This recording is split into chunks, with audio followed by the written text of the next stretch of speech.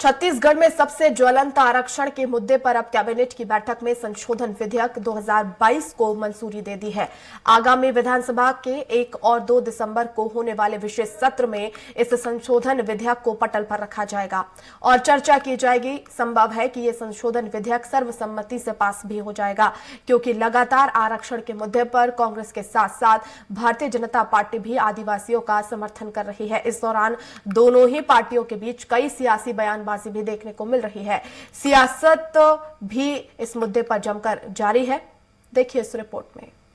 आरक्षण के मुद्दे पर अगर बात की जाए तो आज सबसे पहले इस पूरे मुद्दे पर मंत्री कवासी लखमा का बयान सामने आया, जिसमें उन्होंने आदिवासियों को अपना पूरा समर्थन देते हुए कहा कि आदिवासियों के लिए अगर हमें राष्ट्रपति, राज्यपाल और सुप्रीम कोर्ट तक भी जाना पड़े तो जाएंगे, और अगर उस समय तक सफलता नहीं मिली तो मैं अपने आप को राजनीति से अलग कर दूंगा। हम रोज जब से मैं नहीं, मेरा सरकार, मेरे मुख्यमंत्री आदिवासी भाई लोग से लगातार बैठ के लगातार सुझाव, उन्हीं का सुझाव के माध्यम से हम कर्नाटक, तमिलनाडु गए, उन्हीं का सुझाव के माध्यम से उन लोगों का मांग था विधानसभा लगाओ, विशेष विधानसभा। उससे बढ़ के क्या करना है? हम 1 तारीख और 2 तारीख को उसको कानून बनाएंगे, उनको पास करवाएंगे। दूसरी तरफ अब कैबिनेट की बैठक में आरक्षण संशोधन विधेयक 2022 को मंजूरी दे दी गई है, जिसमें कैबिनेट मंत्री ने जानकारी देते हुए बताया कि लोक सेवाओं में आरक्षण विधेयक और छत्तीसगढ़ शैक्षणिक संस्थाओं के प्रवेश में आरक्षण संशोधन विधेयक को मंजूरी दी गई है। विधेयक को विधानसभा के विशेष सत्र में पेश किया जाएगा।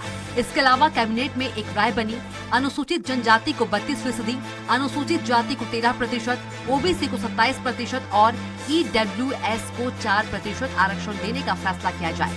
साथ ही संसदीय कार्य मंत्री ने बताया कि विधानसभा के विशेष सत्र में लोक सेवा और शैक्षणिक संस्थाओं में फिर से आरक्षण का लाभ देने 2 विधेयक लाए जाएंगे। विधानसभा का सत्र सामने आहूत है और विशेष सत्र का मूल उद्देश्य ही माननीय उच्च न्यायालय के जो फैसले से छत्तीसगढ़ में लोक सेवा और शैक्षणिक संस्थाओं के प्रवेश का आरक्षण जो प्रभावित हुआ है, उसके कारण ही जो विशेष विधानसभा सत्र बुलाया जा रहा है, उसमें ये दोनों विधेयक पेश किया जाएगा और इसी के संदर्भ में आज दोनों विधेयकों की सहमति, स्वीकृति आज के मंत्रिपरिषद की बैठक में निर्णय लिया गया। वहीं कैबिनेट के मुद्दे और आरक्षण को लेकर मुख्यमंत्री भूपेश बघेल ने भी जानकारी देते हुए बताया कि 1 और 2 दिसंबर को जो विशेष सत्र बुलाया जा रहा है, उसके बारे में कैबिनेट में निर्णय लिया गया है। विधेयक के मसौदे के बारे में चर्चा की गई। अनुसूचित जाति, जनजाति, पिछड़े वर्ग और ईडब्ल्यूएस के आरक्षण के बारे में चर्चा की गई। इसके अलावा जो जिले में भर्ती की जाती थी, उसमें भी कोई एक्ट नहीं था और इसे भी हाई कोर्ट ने निरस्त किया था। एक आदेश के माध्यम से यह जारी कर दिया गया था। मुख्यमंत्री ने कहा कि जिलों के पद के लिए भी आरक्षण बेहद महत्वपूर्ण है, जितना कि प्रदेश के लिए है, इसलिए अब उन्हें भी एक्ट में शामिल किया जाएगा। कैबिनेट में डिसीजन हुआ, उसके विधेयक के जो मसौदा है उसके बारे में चर्चा हुई और जो आरक्षण है उसके बारे में भी बात हुई, जिसमें अनुसूचित जाति, जनजाति, पिछड़े वर्ग, ईडब्ल्यूएस, इसके आरक्षण। अब इस निर्णय के बाद अगर भाजपा की बात की जाए तो भाजपा के आदिवासी नेता नंद कुमार साय का बयान सामने आया है, जिसमें उन्होंने कहा कि आदिवासी समाज 32% आरक्षण की मांग कर रहा है। सरकार का काम है कि उन्हें आरक्षण के लिए फैसला लेना। आबादी के अनुसार मांग 32% आरक्षण की है। अगर यह तय कर रहे हैं तो अच्छी बात है, ध्यानाकरण बहुत आवश्यक है। प्रदेश भर में आदिवासी समाज आंदोलन कर रहा है। नंद कुमार साय ने कहा कि अगर सरकार इस पर कोई कानून बना रही है तो अच्छी बात है, लेकिन जब तक यह कानून का रूप नहीं ले लेता, हम उसी तरह आंदोलन पर बैठे रहेंगे। हमारी जिम्मेदारी है कि यह पूरी तरह सफल हो, तब तक हम आंदोलन को समाप्त करेंगे। 32% आदिवासी समाज को मिलना चाहिए और सरकार को ही करना है।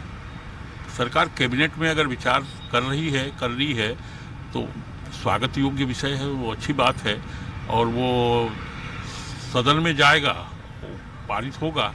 यही तो करना है, विधि उसकी यही है और ये अच्छी बात है कि सरकार इस विषय पर विचार कर रही है।